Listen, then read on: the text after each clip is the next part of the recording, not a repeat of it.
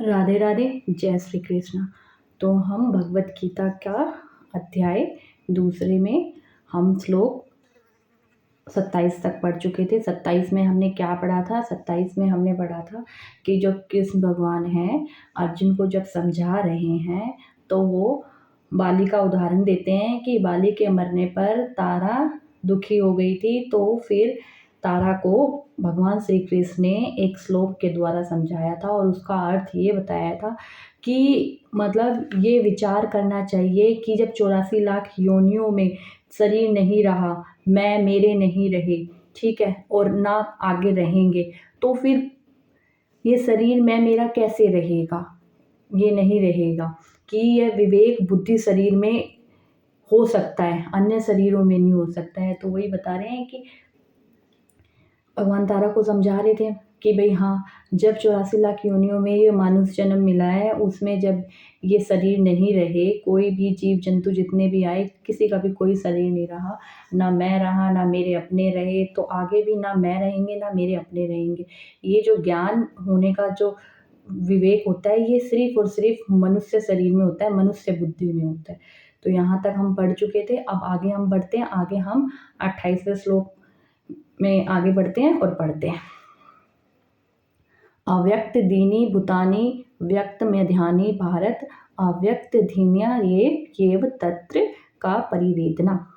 अर्थात इसमें बताया गया है कि देखने, सुनने और समझने में आने वाले जितने भी प्राणी शरीर आदि हैं, वे सब के सब जन्म से पहले अप्रकट थे, अर्थात दिखते नहीं थे।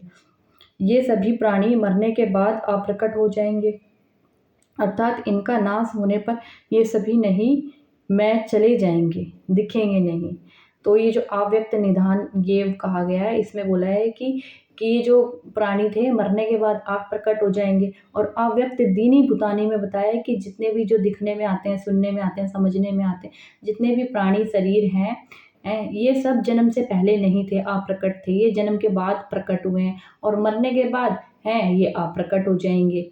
व्यक्त ध्यानी ये सभी प्राणी बीच में अर्थात जन्म के बाद और मृत्यु के पहले प्रकट दिखाई देते हैं। जैसे सोने से पहले भी स्वप्न नहीं था और जगने पर भी स्वप्न नहीं था। तो मतलब एक स्वप्न की तरह ही, जैसे स्वप्न की जर्नी होती है, जब हम सोते हैं तो स्वप्न होता है और जब हम उठ जाते हैं तो स्वप्न नहीं होता है।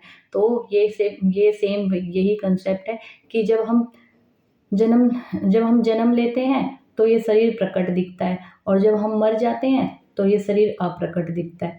तो मतलब ऐसे ही स्वप्न की तरह ही बताया गया है इसको।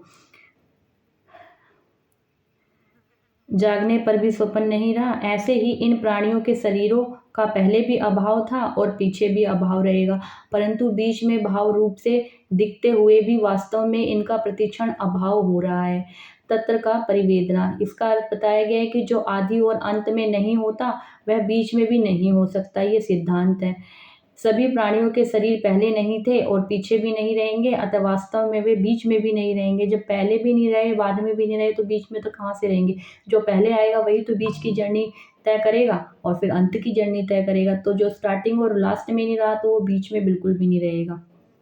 परंतु यह शरीर ही पहले भी था, पीछे भी रहेगा और अंत में बीच में भी रहेगा। निष्कर्ष यह निकला कि शरीरों का सदा अभाव है और शरीरी का कभी भी अभाव नहीं है, इसलिए इन दोनों के लिए शोक नहीं हो सकता। बताया गया है कि जो ये शरीर ही था, आत्मा था, ये तो हमेशा से ही रहेगा, इसका कभी अभाव नहीं रहा है। पर जो शरीर है उसका अभाव रहा है, वो आता है, जाता है, जन्म लेता है, मरता है, फिर अगले जन्म में फिर दोबारा प्रकट हो जाता है, फिर वो अपनी जर्नी पूरी करता है, फिर अप्रकट होके मतलब एक जन्म में भाव अभाव उसका बना रहता है।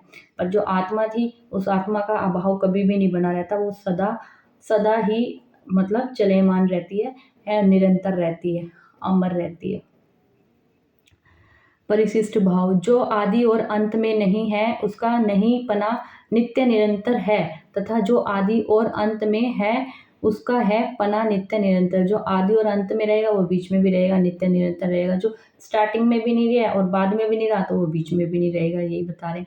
जिसका नहीं पना नित्य निरंतर है, वह असत शरीर है और जिसका है पना नित्य निरंतर वह सत्य है। जो बताया गया है कि जो है, जो पहले भी था और अभी भी है, वो सत्य बताया है, वो निरंतर है। और जो शरीर है, जो पहले भी नहीं, जो स्टार्टिंग में नहीं होता, बाद में नहीं होता, तो बीच में भी कैसे होएगा, तो वो बताया गया है, असत बताया गया है। तो शरीर को असत बताया गया है, आत्मा को सत्य बताया गया है। असत के साथ हमारा नित्य वियोग है और सत्य के साथ हमारा नित्य योग है। तो जो एक्चुअल में है, जो सच्चाई है, वो जो शरीर है हमारा, इसके साथ हमेशा हमारा नित्य वियोग रहा है कि भाई इसके साथ तो वियोग रहेगा, पर जो हमारी आत्मा है इसके साथ हमारा सदा से नित्य योग रहा है। ये इस हमारे मनुष्य शरीर में भी है और अगले जन्म वाले शरीर में भी रहेगी निरंतर। जितने भी हम शरीर बदलेंगे, ये हमारे साथ हमेशा रहेगी, कभी चेंज नहीं होएगी। पर लेकिन हमारे हर जन्म में हमारे पिछले शरीर का अभाव हो जाता है और नया शरीर मिल जाता है। तो ये शरीर हम पीछे छोड़ते जाते हैं, आगे बढ़ते जाते हैं, जो पीछे वाले शरीर का वो अभाव होता चला जाता है। तो यही समझाया गया। तो अब हम श्लोक 29 पे चलते हैं। आश्चर्यवस्त पश्यति कश्चिति चेन्माश्चर्यवद्यवति तथैव चान्य आश्चर्यवचेन्मय श्रोणि श्रुत्वा येनं वेद न चैव कसिचित्।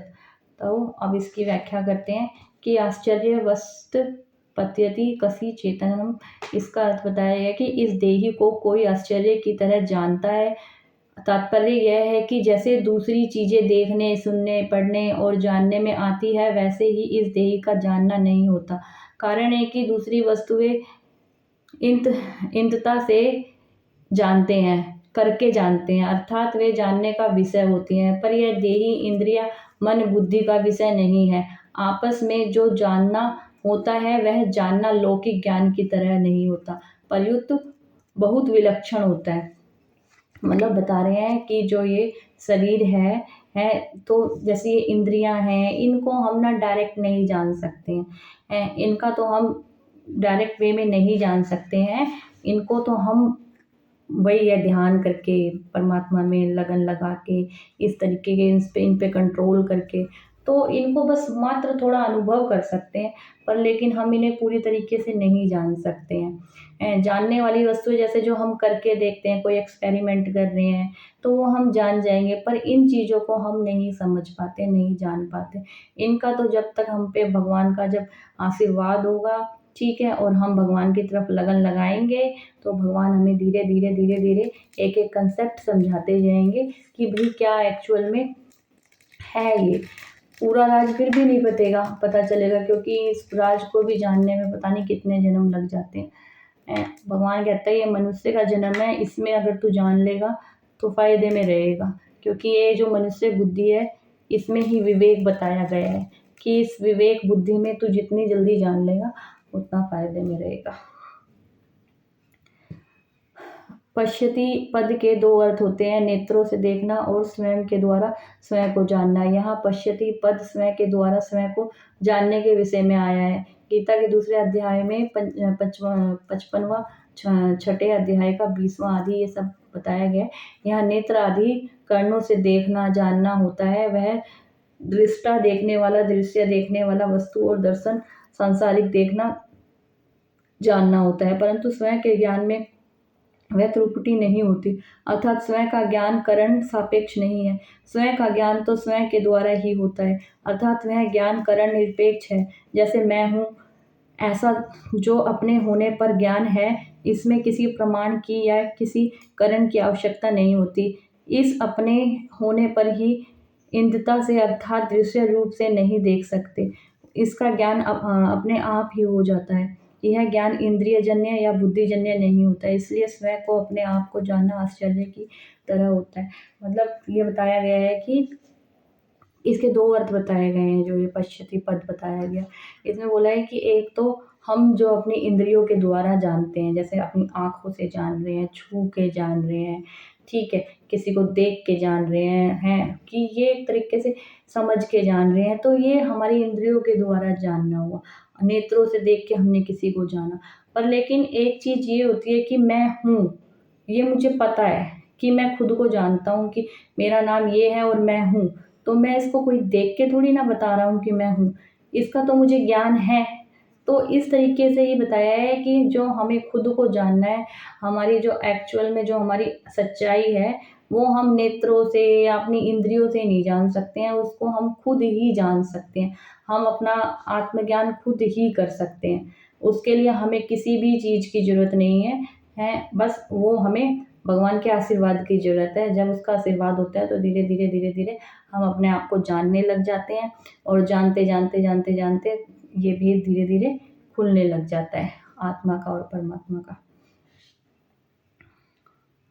जैसे अंधेरे कमरे में हम किसी चीज़ को लाने जाते हैं तो हमारे साथ प्रकाश भी चाहिए और नेत्र भी चाहिए, अर्थात उस अंधेरे कमरे में प्रकाश की सहायता से हम उस चीज़ को नेत्रों से देखेंगे तब उसको लाएंगे। परंतु कहीं दीपक जल रहा है और हम उस दीपक को देखने जाएंगे तो उस दीपक को देखने के लिए हमें दूसरे दीपक की आवश्यकता नहीं पड़ेगी, ठीक है, क्योंकि दीपक स्वयं प्रकाश करता है, वह अपने आप को स्वयं ही प्रकाशित करता है। ऐसे ही अपने स्वरूप को देखने के लिए किसी दूसरे प्रकाश की आवश्यकता नहीं है, क्योंकि यह देही स्वरूप स्वयं प्रकाश है। अतः यह अपने आप में ही अपने आप को जानता है। बताया गया है कि जैसे किसी दीपक को देखने के लिए किसी अन्य दीपक की आवश्यकता नहीं होती, तो हमें अपने शरीर को खुद को जानने के लिए, अपने अंदर की आत्मा को जानने के लिए हमें किसी और चीज़ की ज़रूरत नहीं होती। हम स्वयं ही, हमारा जो देही है, हमारी आत्मा है, वह स्वयं में एक दीपक है। तो उस दीपक को जानने के लिए जो हमारी अंदर वाली ज्योत है, जो कई बताते हैं, संत बताते हैं, कई गुरुजन बताते हैं कि अंदर की ज्योति जलाओ, अंदर की ज्योति जलाओ। तो वो अंदर की ज्योति क्या बताई गई है? वो अंदर की ज्योति हमारी आत्मा बताई गई है, जिसको ना तो कोई नेत्र की ज़रूरत है, ना किसी कोई बाहर की ज्योति की ज़रूरत है। वो खुद में ही एक रोशनी है, ज्योति है। तो जैसे कि किसी दीपक को ढूँढने के लिए, देखने के लिए हमें किसी अन्य रोशनी या अन्य दीपक की आवश्यकता नहीं होती, उसी प्रकार हमें खुद को जानने के लिए, हमारी खुद की आत्मा को देखने के लिए, जानने के लिए हमें किसी और चीज़ की ज़रूरत नहीं होती। हमारी देही है, वो खुद में एक प्रकार का प्रकाश है, दीपक है, तो हमें उसको देखना है और उसी को जानना है। उस प्रकाश को ही देखना है, उस ज्योति को ही जलाना है।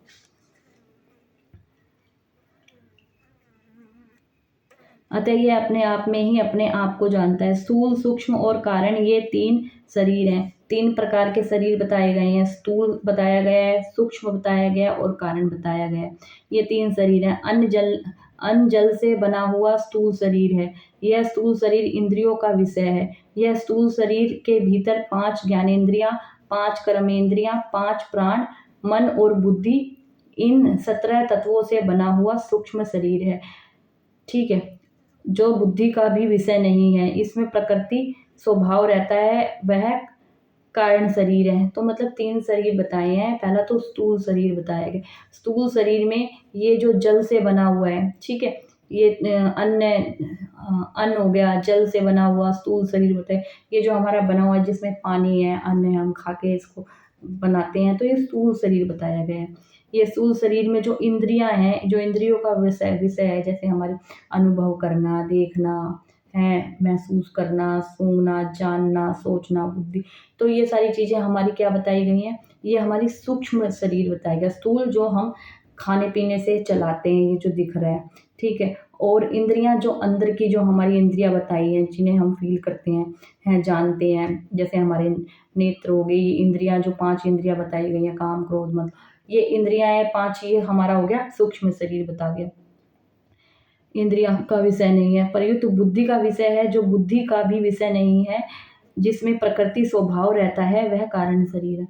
मतलब बुद्धि से रिलेटेड हो गया, और ये सब जो ये हमारी इंद्रियों से जोड़ के, इंद्रियों और बुद्धि को जोड़ के हमारा इन्होंने सूक्ष्म शरीर बता दिया। जो कारण शरीर है, वो इन सब से परे होता है, वो प्रकृति से जुड़ा होता है, मतलब स्वभाव से जुड़ा होता है, कि जो प्रकृति डायरेक्ट नेचर है, जो नेचर से जुड़ा होता है, वो हमारा कारण शरीर बताया गया है। इन तीनों शरीरों पर विचार किया जाए तो यह स्थूल शरीर मेरा स्वरूप नहीं है, क्योंकि यह प्रतिक्षण बदलता है और जानने में आता है। सूक्ष्म शरीर भी बदलता है, जानने में आता है।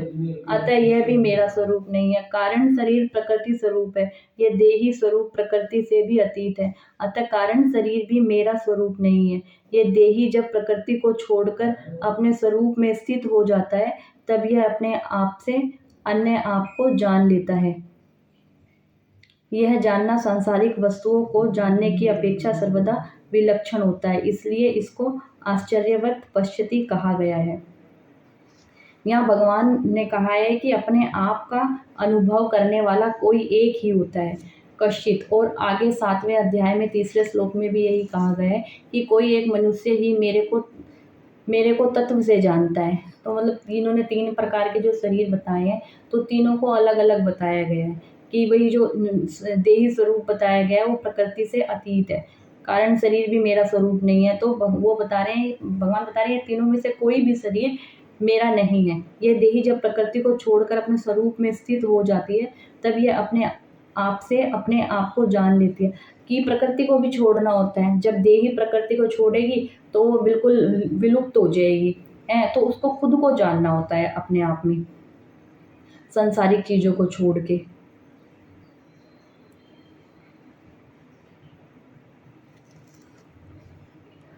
इन पदों से यह मालूम होता है कि इस अविनाशी तत्व को जानना बड़ा कठिन है, दुर्लभ है, परंतु वास्तव में ऐसी बात नहीं है। इस तत्व को जानना कठिन नहीं है, दुर्लभ नहीं है, प्रयुक्त इस तत्व को सच्चे हृदय से जानने वाले की इस तरफ लगने वाले की ही कमी है। यह कमी जानने की जिज्ञासा कम होने के कारण ही है।